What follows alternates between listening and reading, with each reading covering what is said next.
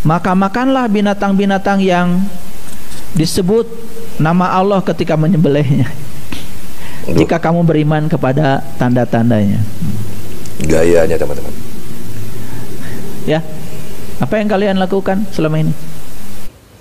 Membaca basmalah sebelum memotong hewan, sahabatku semua. Ini yang kita kerjakan selama ini. Memotong hewan dengan membaca basmalah? Ya. Sakit nggak hewan?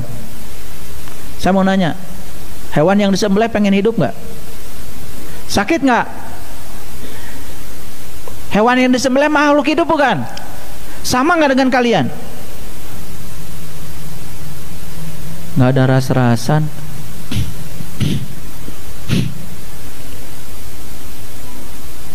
Kalau mau nyembelih ayam, bukan pakai basmalah, minta maaf. Minta maaf. Kalau ayam mau disembelih, hampurannya ayam. Bismillahirrahmanirrahim. Assalamualaikum warahmatullahi wabarakatuh. Teman-teman semua, jumpa lagi dengan saya di channel YouTube Maisha Al-Fatih.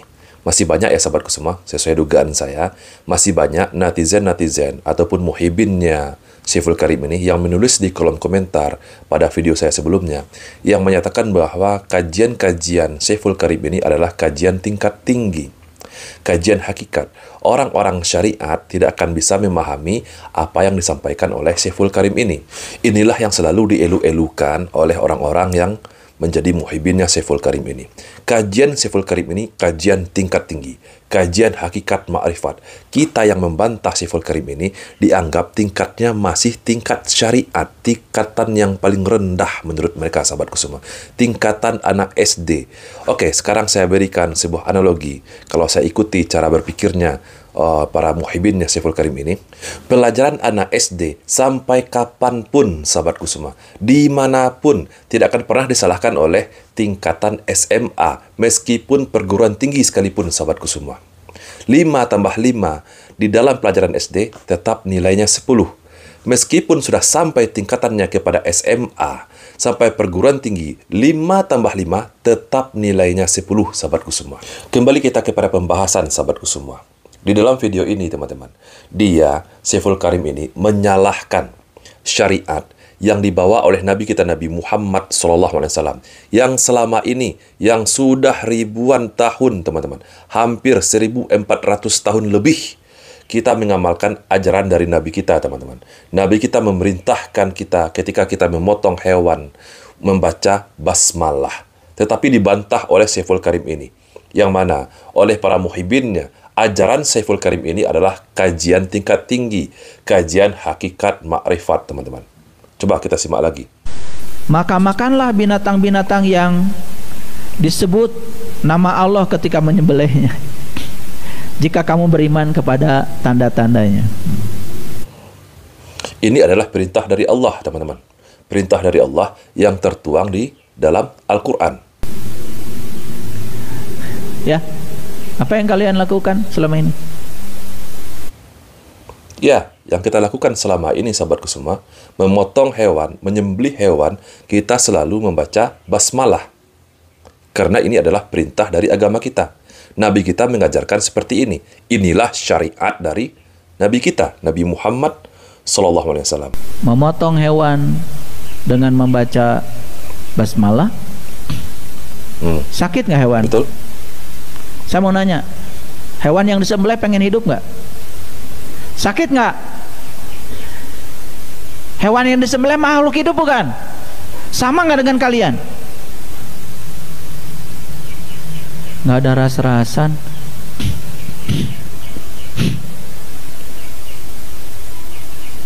Kalau mau nyembelih ayam, bukan pakai basmalah, minta maaf. Tuh. Kalau ayam mau disembelih, hampurannya ayam. Inikah contoh kajian tingkat tingginya Syekhul Karim itu? Inikah contoh kajian ilmu hakikatnya yang menyalahkan katanya pelajaran kita masih tingkatan anak SD, teman-teman. Padahal Nabi kita Nabi Muhammad SAW, Al-Quran memerintahkan kita ketika kita memotong hewan untuk disembelih, maka bacalah basmalah. Disalahkan oleh Syekhul Karim.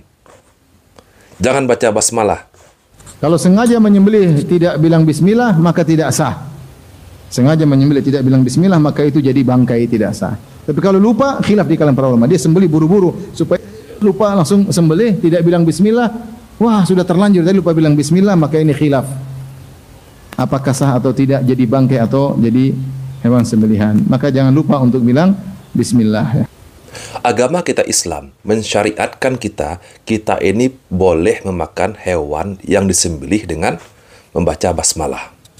Tetapi tidak boleh memakan hewan yang disembelih yang bukan menyebut asma Allah.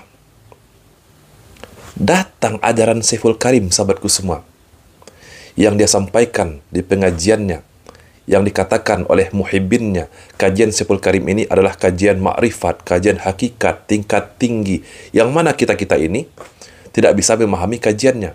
Apa yang disampaikan oleh Syekhul Karim ini, sahabatku semua? Tidak boleh menyembelih hewan dengan membaca basmalah.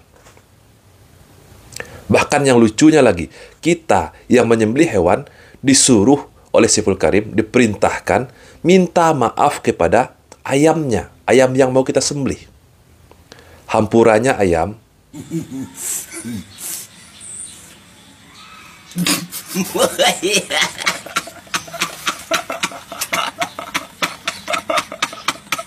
kenapa enggak sekalian juga Syekhul Karim ini melarang jemaahnya untuk memakan hewan, untuk memakan binatang? Kenapa enggak sekalian dilarang?